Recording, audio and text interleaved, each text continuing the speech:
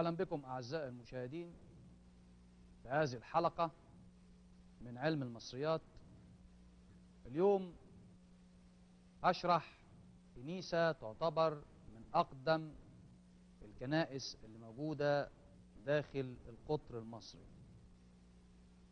تعتبر أيضا ثاني أقدم كنيسة بعد كنيسة أبي سرجة. في الحقيقة هي تعتبر كنيسة صغيرة، ولكن العامة ليس لديهم معلومات كافية عن أهمية هذه الكنيسة من الناحية الدينية وأيضا من الناحية الأثرية. اليوم هشرح أهمية هذه الكنيسة وأيضا الجزء الأثري وارتباط هذه الكنيسة بالعالم الغربي ومدى تأثيرها على العالم الغربي. هذه الكنيسة هي كنيسة القديسان أباكير ويوحنا، أو بمعنى أصح الشهيدان أباكير ويوحنا. ترجع أهمية هذه الكنيسة نظرا لموقعها في منطقة مجمع الأديان أو أولد كايرو أو داس ألت كايغو، القاهرة القديمة. كنيسة مهمة جدا من الناحية التاريخية. بنيت هذه الكنيسة في القرن السابع والثامن الميلادي. معنى كده ان انا هتكلم عن اثر مهم جدا وهو اثر مسيحي، جزء كبير جدا من الحضارة المصرية يرجع الى 1300 سنة ميلادية، وهذا الاثر موجود داخل مصر. لو انا شفت كده الشكل الاول، بعتبر هذه الحلقة هي حلقة خاصة عن القديسين أباكير ويوحنا. معظم الناس لا تعلم من هو أباكير ومن هو يوحنا. الذي بنى هذه الكنيسة هو أثناسيوس الكاتب. هذا الرجل كان رئيسا للديوان آنذاك في الدولة الفاطمية. عندنا كنيسة مهمة جدا اسمها كنيسة أبي سرجة. إلى الآن توجد بقايا هذه الكنيسة اللي هي بالضبط موقع هذه الكنيسة أبي سرجة بالضبط فين؟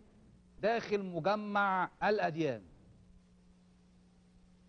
لما هاجي هدخل الكريبت اللي هو المكان الذي تواجد فيه السيدة العذراء مريم. أنا دلوقتي داخل على الكريبت. الكريبت يعني هنزل السلم اللي موجود في منطقة مصر القديمة، فهنزل تحت، وانا نازل تحت كده هلاقي يافطة كبيرة مكتوب عليها الكريبت. هخش شمال. لما اخش شمال هعدي بوابة تعتبر مهمة جدا في الاثر المصري. البوابة دي كانت بتغلق في العصر اضطهاد المسيحيين او العصر الروماني. هعدي البوابة، هي لحد دلوقتي طبعا مفتوحة، لكن لما ابص للبوابة هلاقي بوابة حديدية قوية جدا كانت تغلق في هذا العصر، وهو عصر اضطهاد المسيحيين. على شمالي هلاقي دير ماري جرجس للراهبات. همشي على طول في هذا الكوريدور، اخش كده يمين هلاقي كنيسة لازم تنزل لها كده منزل صغير، مدخل صغير بنقول عليه باللغة الألمانية يعني اين كلايني هاوبت جانج، مدخل صغير كده. دي كنيسة اسمها كده أبي سرجة. الكنيسة دي مهمة جدا في التاريخ المسيحي داخل مصر، مهمة جدا جدا جدا جدا، كنيسة أبي سرجة. هذه الكنيسة أثناسيوس الكاتب خد بعض الأحجار من هذه الكنيسة أبي سرجة وبنى بيها كنيسة أباكير ويوحنا. مين هو القديس أباكير ومن هو القديس يوحنا؟ أباكير هذا الرجل كان طبيبا في الإسكندرية، وعشان أشرح بالظبط مين هو أباكير ومن هو يوحنا، ليهم أيقونة رائعة في علم الأيقونات اللي هو الأيقونستيسيس، علم الأيقونات القبطية. هذه الأيقونة اللي هو الشكل التالي اللي هتشوفوها دلوقتي دي أيقونة رائعة، أيقونة للقديس أباكير على الشمال، على شمال أنا، واللي على اليمين ده القديس يوحنا.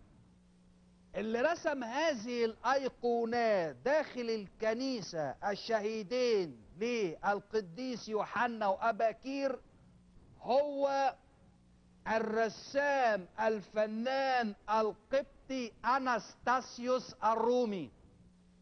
خلي بالكم من هذا الاسم، أناستاسيوس الرومي، اللي هو يعتبر فنان مبدع جدا في القرن الثامن عشر والتاسع عشر. رسم إحدى الأيقونات منهم هذه الأيقونة الرائعة للقديس يوحنا والقديس أباكير.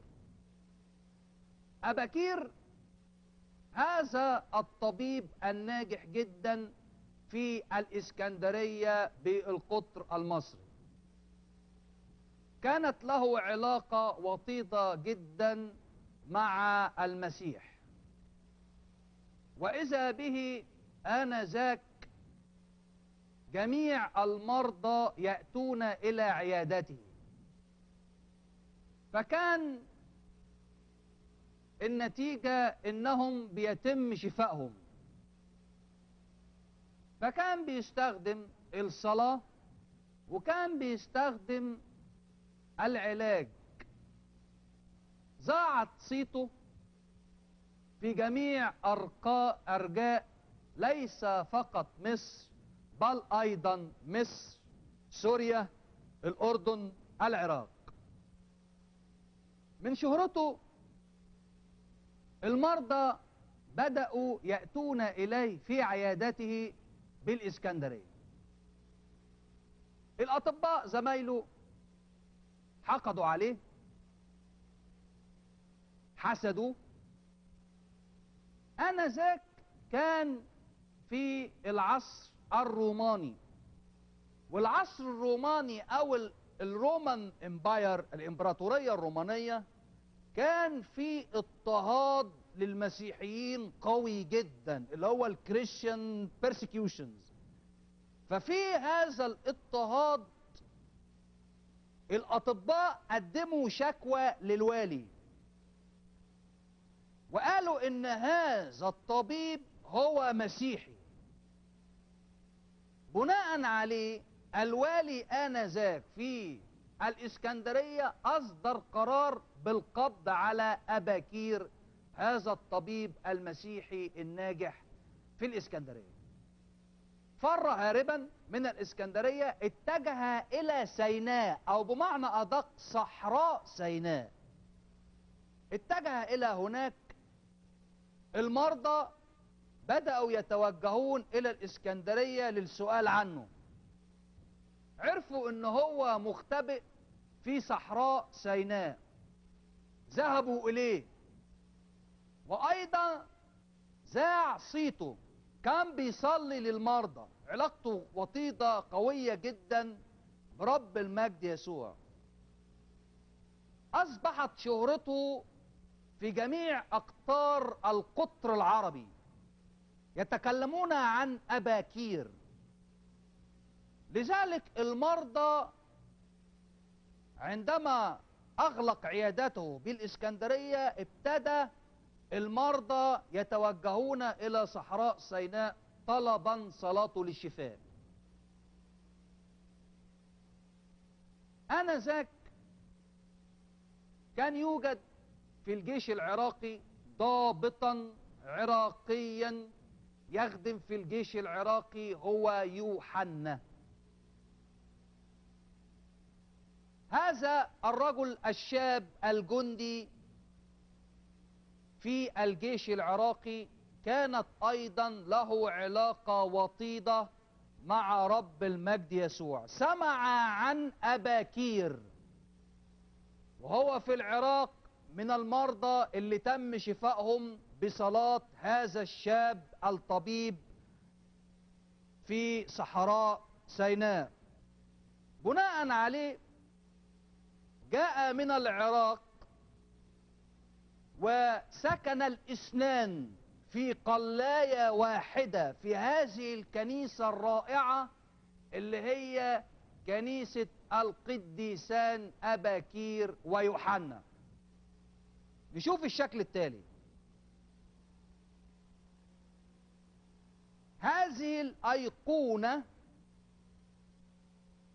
داخل الكنيسة أيقونة تعتبر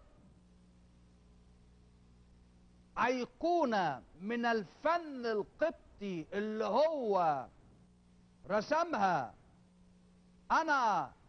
أناستاسيوس الرومي. أسفل هذه الأيقونة هلاقي جسد القديسان أباكير ويوحنا داخل هذه الكنيسة. وعشان لما أقول جسد القديسان يبقى لازم أشرح قصة استشهادهم في المسيحية.